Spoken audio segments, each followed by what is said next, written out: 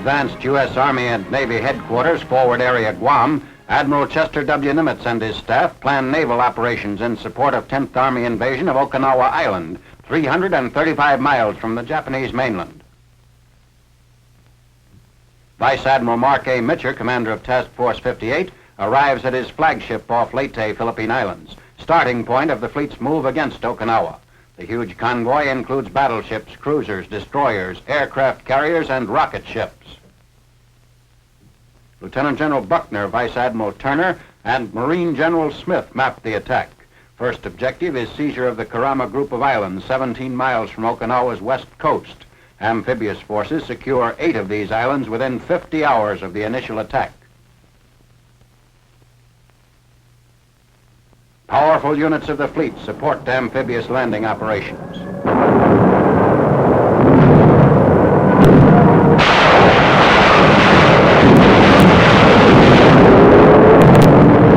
General Buckner, commander of the new U.S. 10th Army, observes the naval bombardment.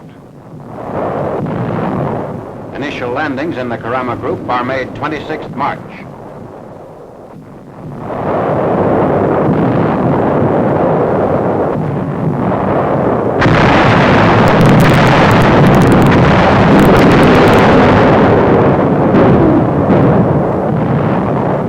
Troops of the U.S. 77th Division, commanded by Major General Andrew D. Bruce, quickly establish beachheads as Jap garrisons take to the hills or are wiped out by naval shelling.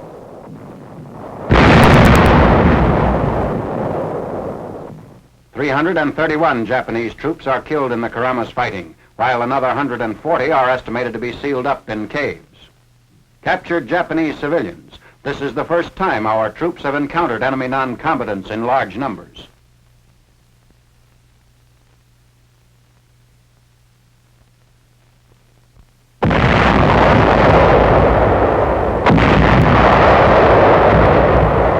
Naval shelling softens up Jap positions on Aka Island in an early phase of the invasion, while landing craft move on the shore. No organized Jap resistance is encountered in the operation as enemy troops retreat into the hills.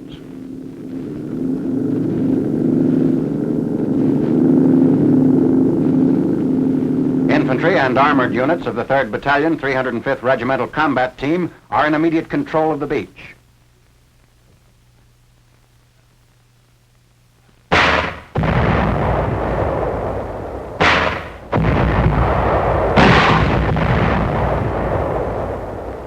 A 75mm howitzer mounted on an Amtrak shells enemy caves. Infantry troops move inland. Some guerrilla fighting followed the landing, but opposition was wiped out by the 28th, and by the next day, all the islands were secured.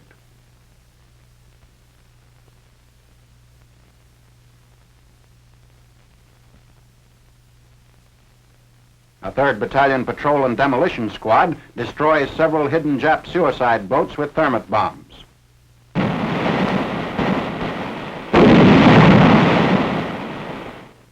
More than 71 of these boats were discovered and destroyed in caves along the shore. The boats are powered by 6-cylinder automobile engines and contain 2 50-pound drums of picric acid. Designed for suicide ramming of warships, either bow or stern contact releases their explosives.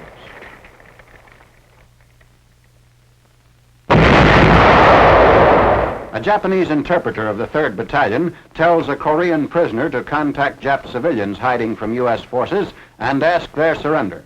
Carrying a white flag of truce, the Korean goes up into the hills to persuade the Japanese to give themselves up. Many Japanese voluntarily come down from the hills. Those who surrendered expressed amazement and gratitude when given U.S. medical treatment and food. Questioning a Jap 2nd lieutenant, commander of a platoon wiped out by naval gunfire. Most enemy casualties occurred during our naval bombardment. Another island of the Karama group. Troops of a single battalion hit the beach of Hojaki Island at 0920, 26th March.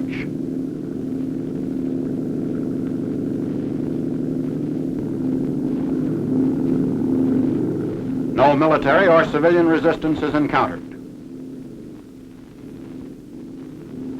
At 11:30, the American flag flies over the captured island. On board ship, Troops are briefed for the invasion of Tokashiki Island, largest of the Kurama group.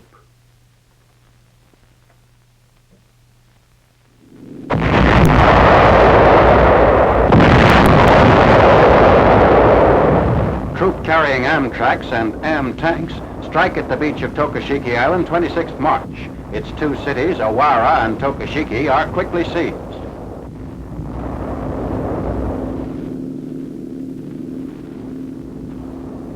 Awara is shelled prior to its capture by infantry. Two companies move up trails leading into Awara. Brush along the trails is burnt and destroyed by rocket fire. Japanese houses leveled by 5-inch Navy shells. An observation post on a hill overlooking Tokashiki Beach. Elements of 1 battalion bivouacked on this hill, then moved out at 0730 27th March for an attack on the town of Tokashiki. Tokashiki under fire from guns emplaced on the nearby island of Garuma, which fell 26th March.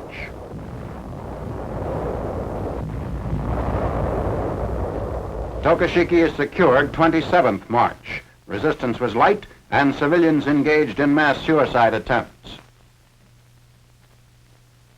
On 1st April, 6 days after the initial landings on the Kurama Islands, troops of the U.S. 10th Army invade the southwest coast of Okinawa. The attack is preceded by 9 days of intense shelling and bombing by the 5th Fleet.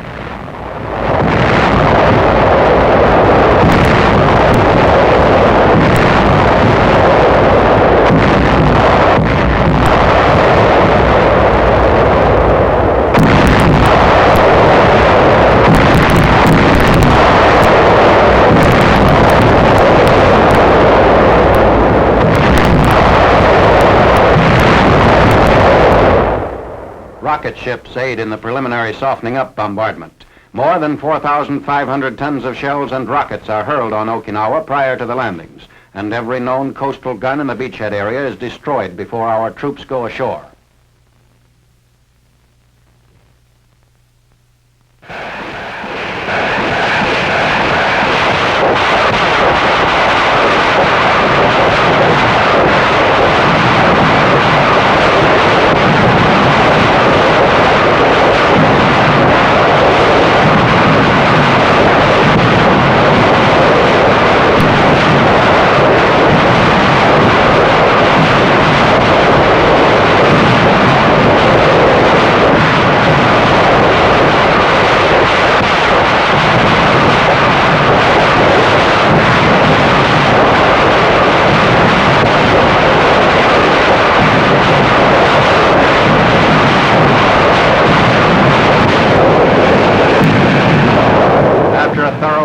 Of shore and inland installations, troops go in.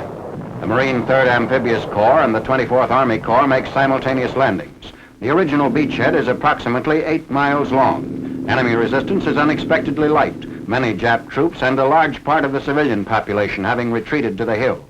The Jap garrison, it later appeared, was concentrated well to the south of our landing points. Some of our equipment is bogged down on the beach. The shoreline is marked by reefs, shoals, and soft stretches of coral sand. An Amtrak aids in salvaging a radio weasel stuck in the sand at Orange Beach. LCTs come in with additional troops and equipment. Unloading of supplies continues at a rapid pace during the first day of the invasion. Medium tanks and amphibious tractors pack the beach.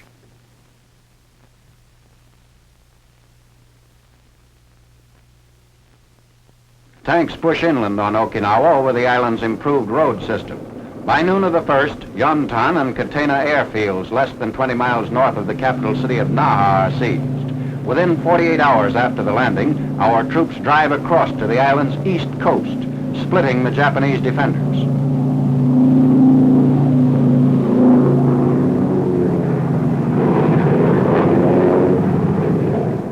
Our ships are attacked by scores of Jap planes. Over 100 enemy aircraft are destroyed.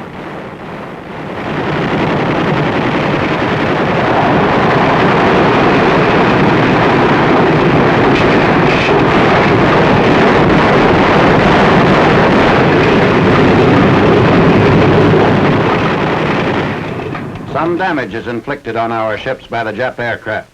An enemy plane brought down by anti-aircraft fire crashed into this rocket ship.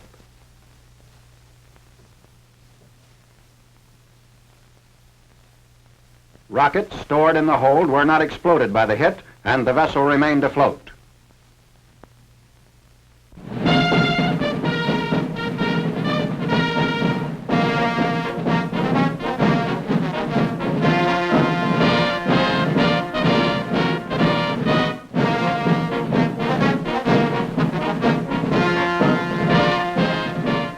Troops enter LCAs at Chaukpu, Rumri Island for a move up streams and bayous of the nearby Burma coast. Objective is to cut the main Tonguese-Arakan road and block the last Jap escape route north of the Tongup area.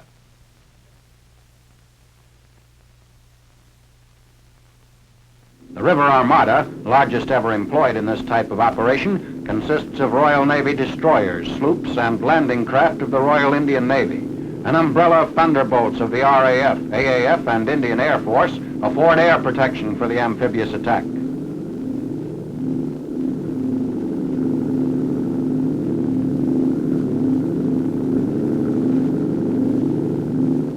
Destroyer escorts shell Jap inland positions. Little enemy opposition is encountered during the 34-mile trip up the coast, and snipers along the shore are quickly wiped out. Landing near the village of Pien Wan is unopposed by the Japanese, who withdraw from the coastal area to take up new defensive positions guarding the approaches to the Tongup and On passes. Sharply pointed bamboo sticks projecting from the ground and scattered along the river bank form part of ineffectual Jap defenses in the area.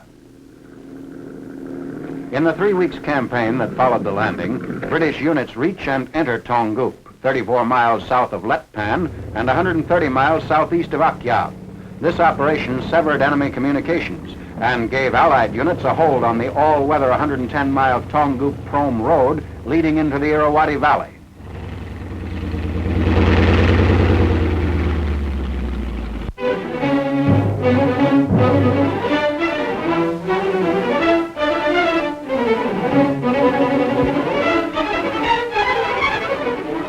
Additional films on the capture of Mandalay. Thunderbolts and RAF hurry bombers strike at Japs entrenched in the strongly fortified walls of Fort Dufferin. The fort successfully withstands a 12-day siege.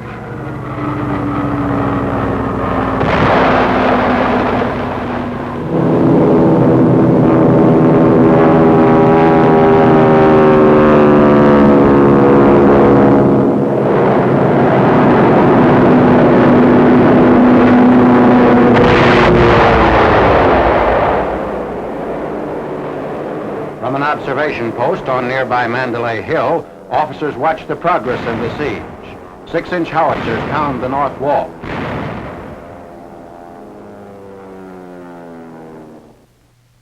RAF and AAF officers, including Major General T.W. Reese, commander of the 19th Division, meet near a racetrack grandstand about 700 yards north of Fort Dufferin. From a pagoda on top of Mandalay Hill, the officers inspect enemy emplacements.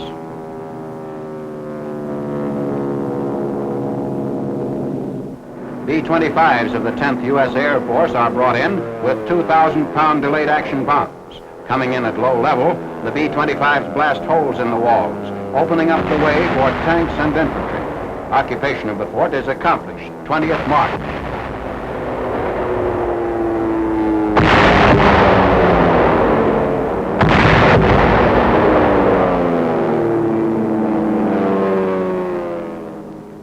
Shortly after the capture of Mandalay, Lord Louis Mountbatten, accompanied by Air Marshal Sir Keith Park and Major General H.H. Fuller, arrives on an inspection tour of the city. He's met by General Reese and his staff. The Supreme Allied Commander visits forward installations in Mandalay.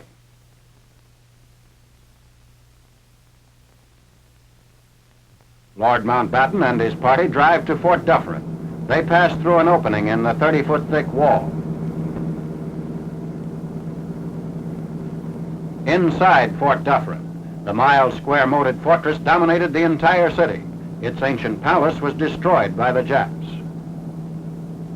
The The Supreme Allied Commander inspects Jap equipment captured when the fort fell to the Allies. Although the fort was not defended with heavy artillery pieces, its excellent strategic position, impenetrable walls, and the moat surrounding it made the emplacement one of the most stubbornly defended areas in the Burma campaign.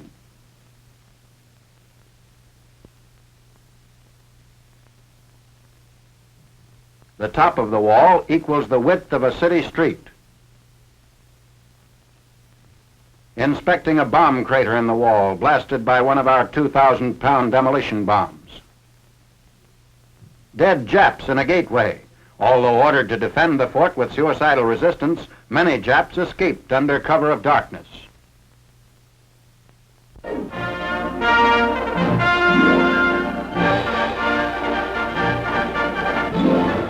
Air Force films of the Army's newest fighting plane, the jet-propelled P-80 Shooting Star.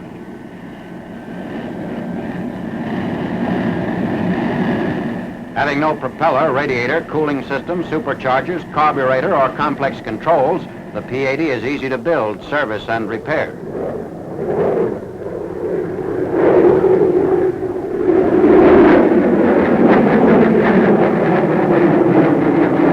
The P-80 is believed to be the fastest fighter in existence. The secret of its spectacular speed lies in the new knife-edged wing and its powerful kerosene-burning jet engine.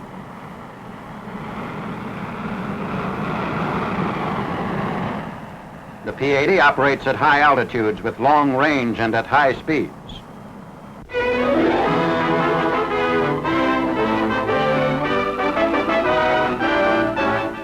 Trucks for the Fifth Army leaving an outdoor motor and vehicle park. American ordnance equipment for the Italian theater is collected in a pool which stretches for 2 miles along Highway number 1. Over 20,000 pieces of equipment, from the latest models of light and medium tanks to new jeeps and other rolling stock, are serviced and checked here.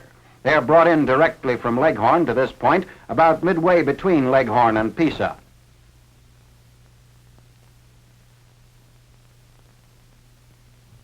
Standard and modified M4 tanks with both the 75 and 76 millimeter guns. Aerial views show the full extent of the park, which is operated by some 9 different ordnance and service organizations.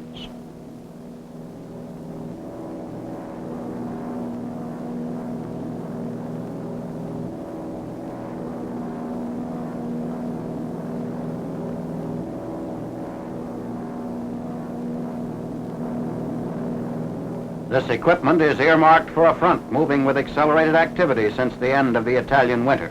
Lieutenant General Lucien K. Truscott's Fifth Army troops are driving for the naval base of La Spezia and the Po Valley bastion of Bologna. The new campaign follows up Adriatic coastal blows by the British Eighth Army on the other side of the Italian peninsula.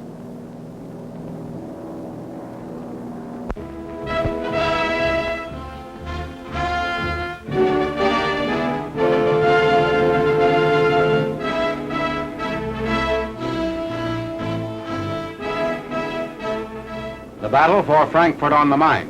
Elements of the 6th Armored Division approached the one remaining bridge into Germany's 9th largest city. Weakened by repeated shellings, the span is impassable for heavy armor. The 3rd Army tanks hold the bridge approach while infantry troops try to get across. Facing them is small arms fire and bazookas along with an artillery barrage from enemy points along the Main River.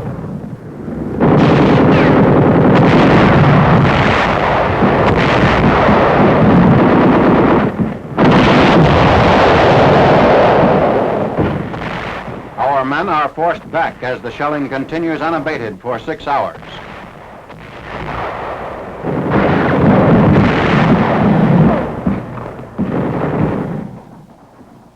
Awaiting the signal for another attempt at a crossing, they again approach the damaged bridge in single file, and then dash across, still under withering enemy fire.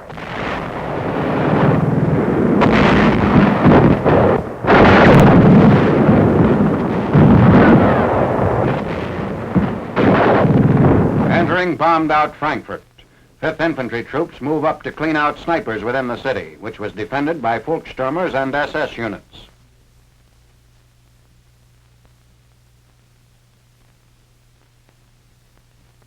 Frankfurt is cleared by 29th March. 10 miles southeast of the fallen Rhine bastion of Mannheim, 7th Army forces speed down the superhighway toward Heidelberg. German demolitions have destroyed all bridges over the Neckar River into the ancient German university city. Infantry support rafts transport men and vehicles. The 10th Armored and 63rd Infantry Divisions capture Heidelberg 30th March.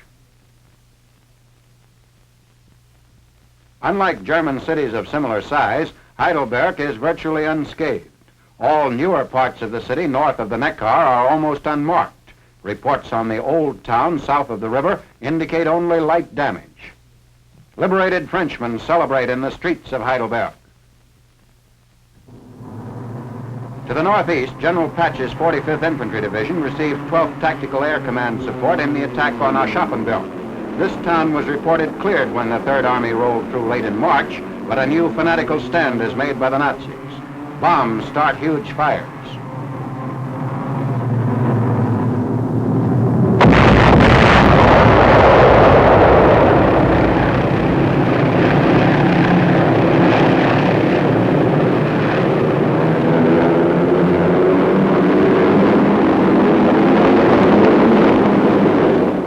Aschaffenburg finally is taken on 3rd April.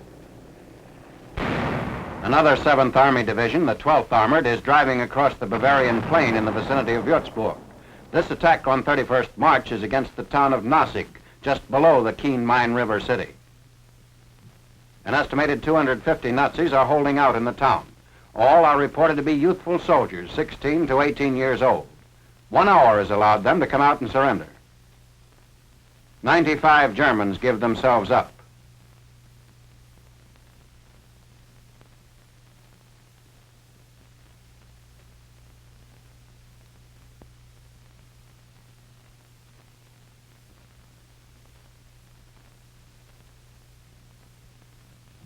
Interrogation reveals that these troops had only 15 days training, but their marksmanship is attested by reports from men of the 12th Armored.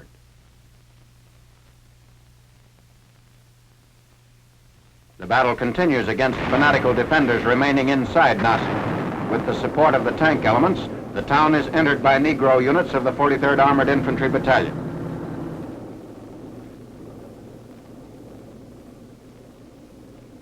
The little town is afire as it falls to Major General Roderick Allen's troops. On the 1st Army front, German shells burst over the city of Limburg, 22 miles east of Koblenz. A major rail and highway terminus, the city is entered by the 9th Armored Division with a crossing of the Lahn River. This climaxes a dawn to late afternoon drive, 26th March, in which the 9th swept down the Cologne-Frankfurt superhighway to reach Limburg.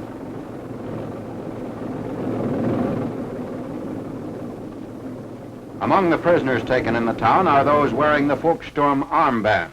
Limburg had a normal population of 12,000.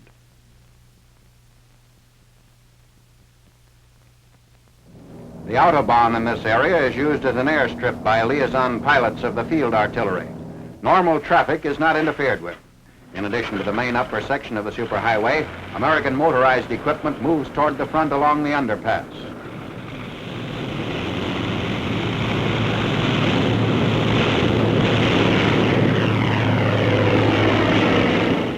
Employing the largest concentrations of armor in 1st Army operations, General Hodge's far-ranging columns spread out eastward on express highways, once the pride of Hitler Germany. In an Allied plan to isolate the Ruhr, the 3rd Armored Division swings north for a junction with 9th Army troops. Moving at great speed, the 3rd Armored spearheads toward Paderborn, 100 miles northeast of Cologne.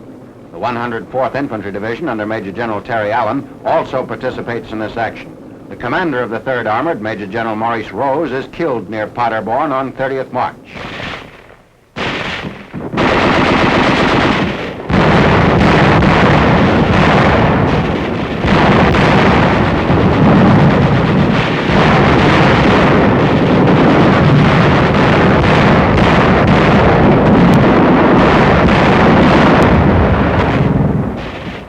Woods and hills south of Paderborn are cleared before the town is entered.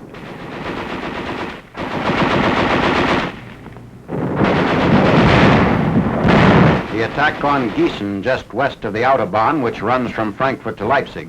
The 7th Armored Division takes the town. It is in this area that 1,200 American, English, Russian, and Polish prisoners of war are liberated on 28th March. Originally held at Limburg, they were being moved back when our troops cut off their captors.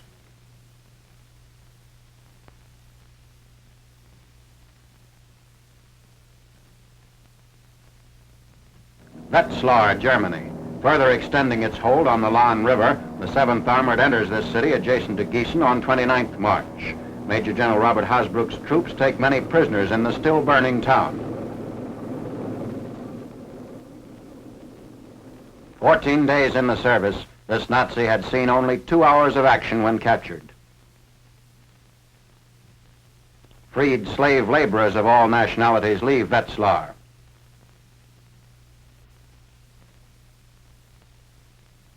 The Ernst Leitz Optical Works, home of the Leica camera.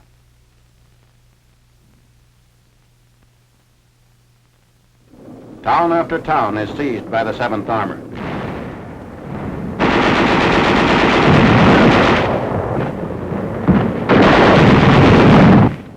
Rossberg, Diekenbach, and Gontershausen, all in an area 15 miles northeast of Gießen, are taken in rapid succession. The tanks speed on past the smoke and flames.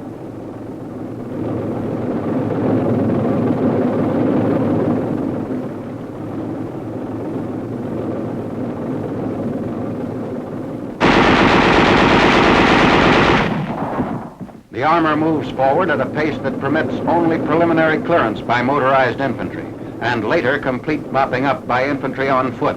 The 7th Armored Division advances 96 miles in 5 days, reducing all opposition in its path.